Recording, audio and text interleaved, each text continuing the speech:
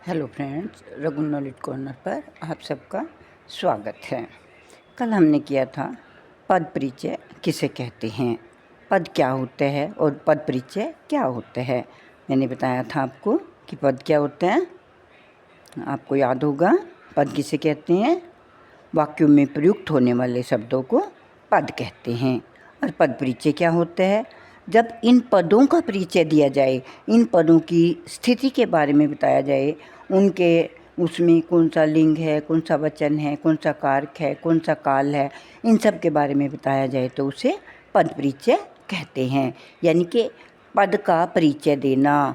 जब हम अपना परिचय देते हैं, अपने बारे में बताते हैं, अपना परिचय देते हैं, ऐसे ही पद का परिचय देना, पद के बारे में बताना कि वो क्या है, वो एक वचन है, बहुवचन है, कौन सा लिंग है, उसमें कौन सा कारक है, कौन सा काल है, इन सब बातों को बताना पद परिचय होता है। अब मैं आपको ये समझाना चाहती हूँ, इस छोटी सी वीडियो में आपको ये बताऊंगी कि पद परिचय के लिए कौन कौन सी चीज़ें आवश्यक हैं, किन किन चीज़ों की हमें जानकारी होनी चाहिए।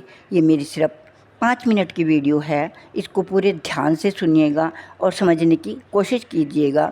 आप इसको जीवन में कभी भी नहीं भूलोगे और आपको हमेशा पद परिचय देना आसान लगेगा।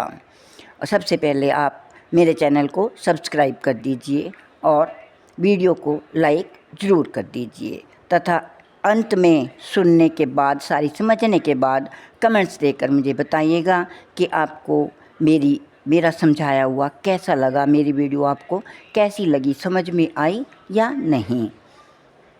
तो हम करेंगे कि पद परिचय के लिए कौन कौन सी चीज़ें आवश्यक हैं। तो सबसे पहले इसमें हमें संज्ञा के बारे में पता होना चाहिए कि ये संज्ञा, अगर पद संज्ञा है तो उसमें संज्ञा का भेद, लिंग, वचन, कारक, क्रिया के साथ संबंध, इन सब चीज़ों के बारे में हमें पता होना चाहिए।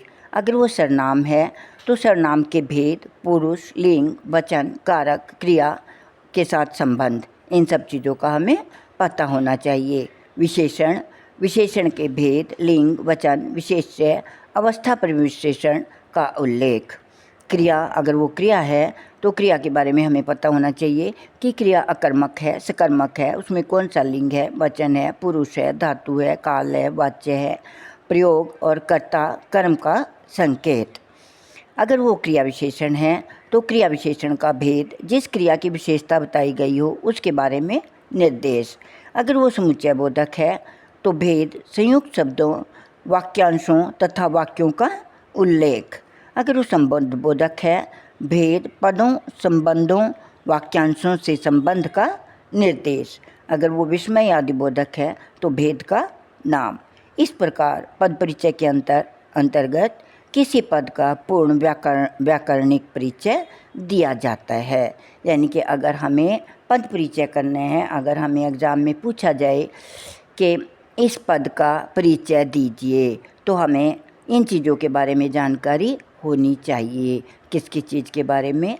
संज्ञा, सर्वनाम, विशेषण, क्रिया विशेषण, समुच्चय बोधक, संबंध बोधक और विस्मय आदि बोधक। आज की वीडियो में हम इतना ही करेंगे। कल की वीडियो में मैं आपको कुछ उदाहरण देकर समझाऊंगी कि कैसे हम जो है पद परिचय देंगे। आज की वीडियो में बस इतना ही। धन्यवाद। अगर आपको मेरी वीडियो पसंद आई हो तो लाइक और शेयर ज़रूर कीजिए तथा कमेंट्स करके बताइए कि आपको मेरी वीडियो कैसी लगी।